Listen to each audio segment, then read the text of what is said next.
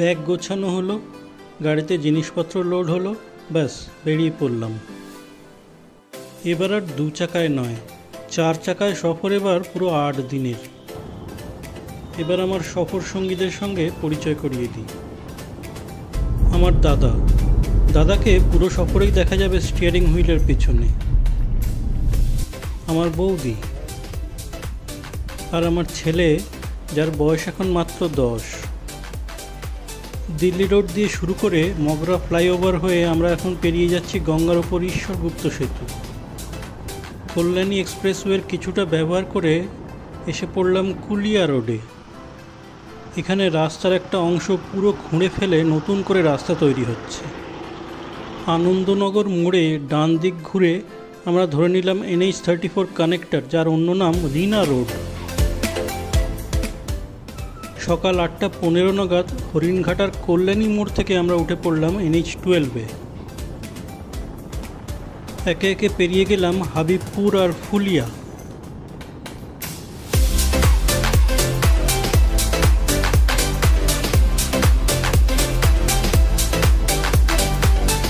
কালীরহাট পেরিয়ে কৃষ্ণনগর ঢোকার মুখে বসাকপাড়ায় রাস্তার ধারে একটা হোটেলে থামলাম সকালের জলখাবার সেরে নিতে। এই স্বল্প বিরতির সুযোগে এবার বলে নিই, আমাদের এই বিউটিফুল বেঙ্গল রোড ট্রিপের প্রথম গন্তব্য অবিভক্ত বাংলার এক সময়ের রাজধানী শহর মুর্শিদাবাদ। আজ অতিক্রম করতে হবে পুরো 200 কিলোমিটার পথ।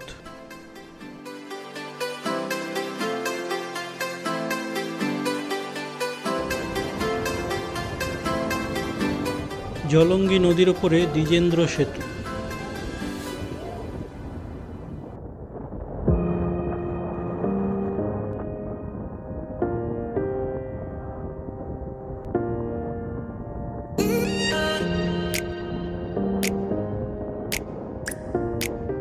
এই সেই পলাশী, যেখানে ব্রিটিশদের সঙ্গে যুদ্ধ করেছিলেন স্বাধীন বাংলার শেষ নবাব।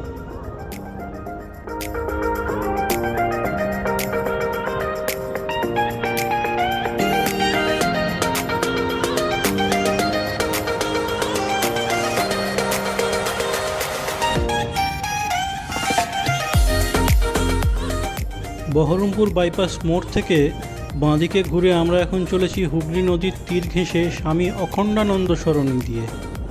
বাইপাস মোড়ে যে NH-12-কে ছেড়ে এসেছিলাম, সেই হাইওয়ে অন্যদিক দিয়ে ঘুরে এসে এখন চলে যাচ্ছে আমাদের মাথার ওপর দিয়ে।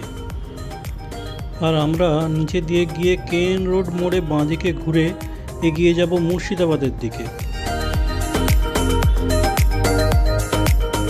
হিন্দু পরিবারে জন্ম নেওয়া সূর্যনারায়ণ মিশ্র কীভাবে মুর্শিদকুলি খাঁ হলেন, সেই কাহিনী আছে ইতিহাসের পাতায়। মুর্শিদকুলি যখন বাংলার নবাব হলেন, তখন এই জায়গার নাম ছিল মুকসুদাবাদ। এটাই ছিল অবিভক্ত বাংলার রাজধানী। পরে মুকসুদাবাদ থেকে এই জায়গার নাম হয় মুর্শিদাবাদ। কথিত আছে পরবর্তীকালে বাংলায় যে জমিনদারি ব্যবস্থার ব্যাপক প্রচলন হয়েছিল, তার পথপ্রদর্শক ছিলেন এই মুর্শিদকুলি খাঁ। চলেছি বহরমপুর শহরের মধ্যে দিয়ে। বহরমপুরের রানীনগরের কাছে স্বামী অখণ্ডানন্দ সরণি ছেড়ে ধরে নিতে হবে বহরমপুর মতিঝিল বাইপাস, লালবাগ রোড। লালবাগে হোটেল নিউ হেভেনের কাছে ডান দিকে ঘুরে ধরে নিতে হবে মতিঝিল মসজিদ রোড। ব্যাস, তাহলেই পৌঁছে যাওয়া যাবে মতিঝিল পার্কের গেটে।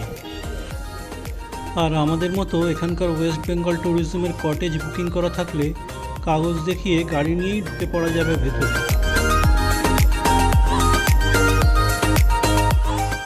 মতিঝিল একটি মানুষে তৈরি অশ্বক্ষুরাকৃতির হ্রদ।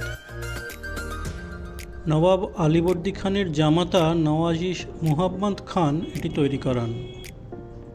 সেই সঙ্গে এই হ্রদের পাশে তিনি নির্মাণ করালেন একটি সুদৃশ্য প্রাসাদ।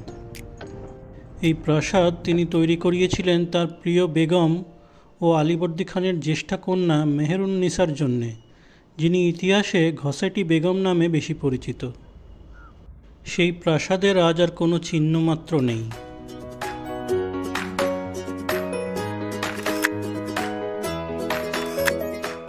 তার জায়গায় গড়ে উঠেছে ওয়েস্ট বেঙ্গল ট্যুরিজমের সুদৃশ্য ট্যুরিস্ট কটেজ।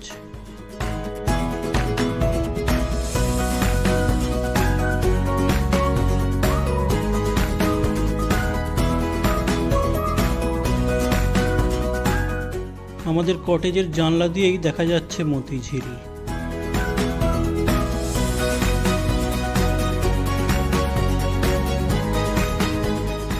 দুপুর 1টা নাগাদ চেক ইন করার আধ ঘন্টার মধ্যেই আমরা চলে এসেছি রেস্তোরাঁয় মধ্যাহ্ন ভোজনে। আজ বেশি ভাবনা চিন্তার সময় না নিয়ে অর্ডার করা হয়েছে 4 জনের জন্য 4টে থালি মিল।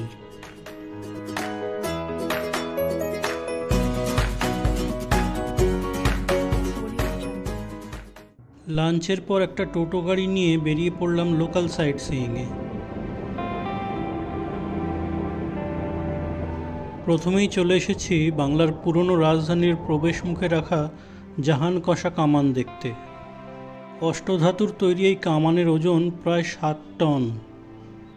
1637-এ জনার্দন কর্মকার নামে একজন লৌহকার ও কার্তুজ বিশারদ এটি নির্মাণ করেন।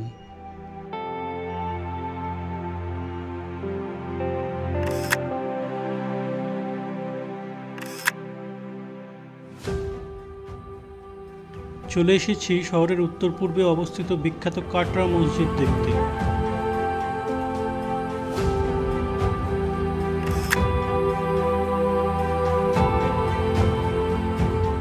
সতেরো শতকে খুব বড় এবং নামকরা একটি সরাইখানা হিসেবে পরিচিত ছিল এই মসজিদের। তৎকালীন মুঘল সাম্রাজ্যের বৃহত্তম সুবিদারি হিসেবে বাণিজ্য জগতে বাংলার যথেষ্ট নাম ছিল। বিদেশিদের আনাগোনা লেগেই থাকত। পরবর্তীকালে এখানেই নবাব মুর্শিদ কুলি খাঁর সমাধি নির্মিত হয়।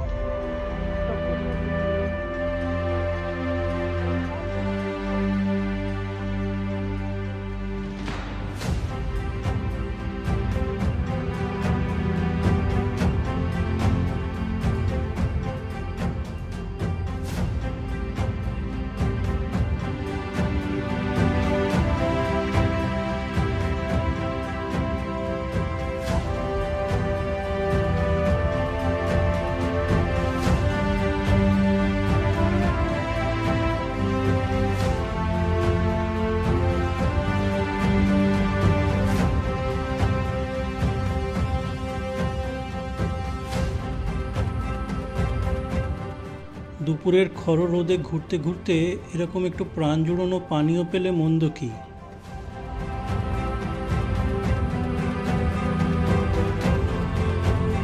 মুর্শিদ কুলি খাঁর দ্বিতীয় কন্যা আজিমুন্নিসা বেগম বিয়ে করেন সুজাউদ্দিন মুহাম্মদ খাঁকে, যিনি বাংলার দ্বিতীয় নবাব ছিলেন। কথিত আছে আজিমুন্নিসা খুবই নিষ্ঠুর প্রকৃতির মহিলা ছিলেন। তার কাজকর্মে অতিষ্ঠ হয়ে সুজাউদ্দিন তাকে জ্যান্ত কবর দেওয়ার নির্দেশ দেন, যদিও ইতিহাসে এর কোনো সত্য প্রমাণ নেই।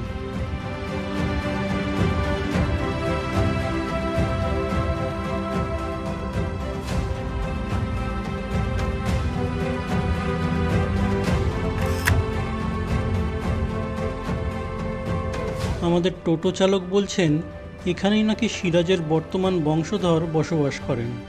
গেটে লেখা ভেতরে প্রবেশ নিষেধ।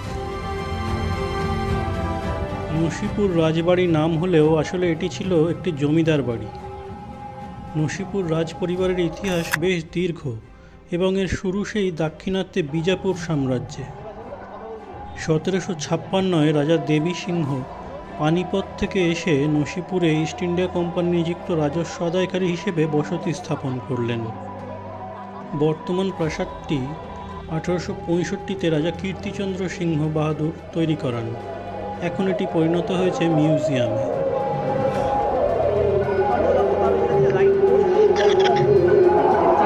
চারকোনায় পোতা রয়েছে। এখন তো ইলেকট্রিক সিস্টেম ছিল, 250 বছর আগে কোনো ইলেকট্রিক সিস্টেম ছিল না। কাছেই মাঠের মধ্যে মণ্ডপ বেঁধে কোনো অনুষ্ঠান হচ্ছে। সেই শোরগোলের মধ্যে এখানকার এই স্বঘোষিত গাইড মহাশয় কী যে বলছেন কিছুই শোনা যাচ্ছে না। যাই হোক, ইতিহাসে অনেক জাঁকজমকের কথা লেখা থাকলেও বর্তমান মিউজিয়ামের দৈন্যদশা স্পষ্ট চোখে পড়ার মতো।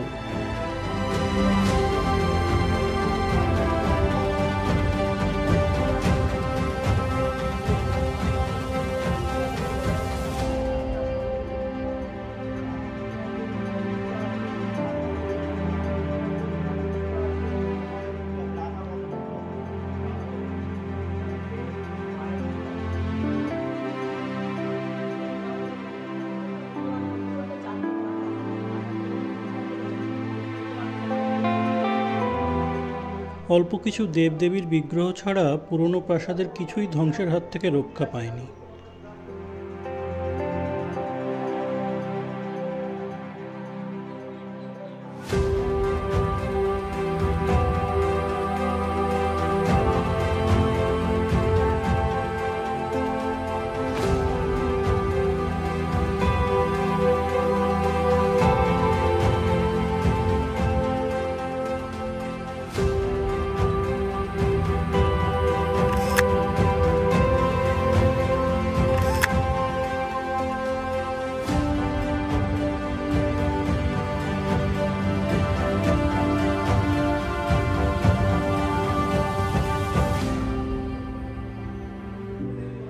দোতলার ঘরে অবশ্য আছে এক আশ্চর্য ডিজাইনের আয়না, যার সামনে দাঁড়িয়ে নিজেকে কিছুতেই দেখা যায় না।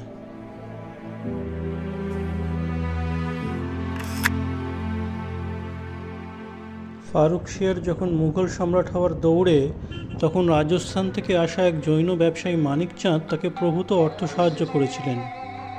খুশি হয়ে ফারুক শিয়ার তাকে জগৎ শেঠ উপাধি দিলেন, যার ফলে মানিক চাঁদের পরিচিতি ছড়িয়ে পড়ল সারা মুঘল সাম্রাজ্যে। 17 ও 18 শতকে এদেশের সবথেকে বড় ব্যাংকিং হাউস হিসেবে পরিচিত ছিলেন তাঁরা। জগৎ শেঠ পরিবারের সম্মিলিত ধনসম্পদ তখনকার হিসেবে আনুমানিক 14 কোটি টাকার বেশি ছিল। আজ তাদের ঘরবাড়ির মধ্যে আর সেই জৌলুস নেই। বাইরেটা সুন্দর রং করা হলেও ভেতরে রক্ষণাবেক্ষণের অভাব চোখে পড়ে। মাটির তলার গুপ্ত ঘর লেখা দেখে খুব কৌতূহল নিয়ে গেলাম, কিন্তু কিছুই নেই সেখানে।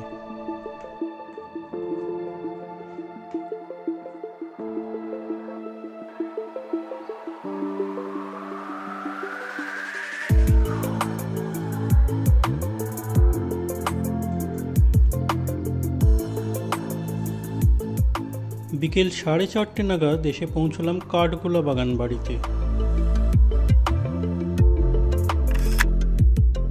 সুন্দর কাঠগোলাপের জন্য প্রসিদ্ধ এই জায়গার নাম ছিল কাঠগোলা বাগ।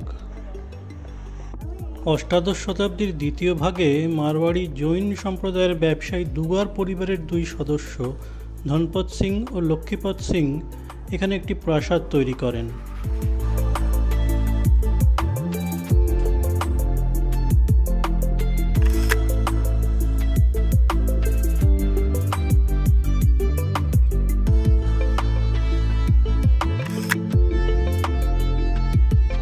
এই প্রাসাদটি নির্মাণে একজন ফরাসি ও একজন বাঙালি আর্কিটেক্টকে যৌথভাবে দায়িত্ব দেওয়া হয়, তাই এর স্থাপত্যে ফরাসি ও বাঙালি দুইয়ের সংমিশ্রণ দেখা যায়।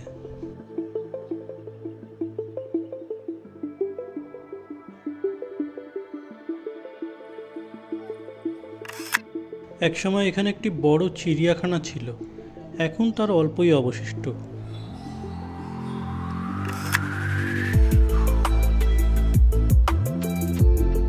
পলাশির যুদ্ধের পর মীর জাফর এখানেই ব্রিটিশ প্রতিনিধির সঙ্গে সাক্ষাৎ করেছিলেন।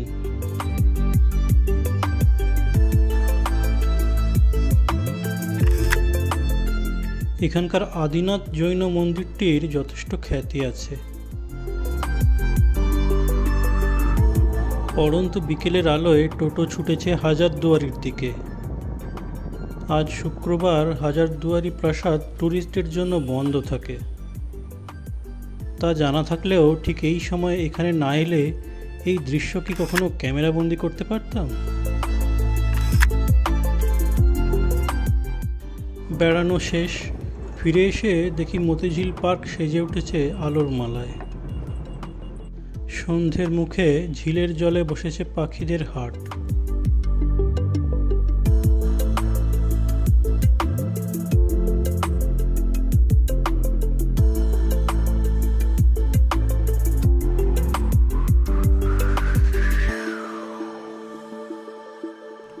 ঘরে যাওয়া শুধুই ফ্রেশ হতে, আবার পায়ে হেঁটে বেরিয়ে পড়লাম বাইরে কোথাও একটু ভাঁড়ের চা খাবো বলে।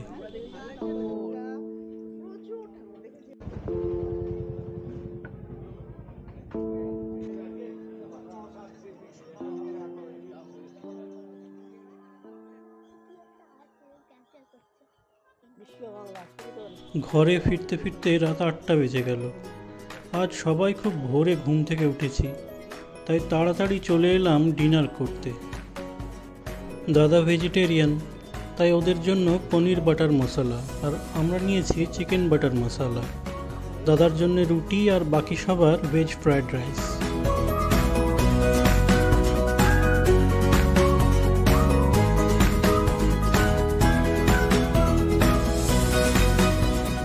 খাওয়া শেষ করে ঘরে ফিরতে ফিরতেই চোখ জুড়ে এলো ঘুমে।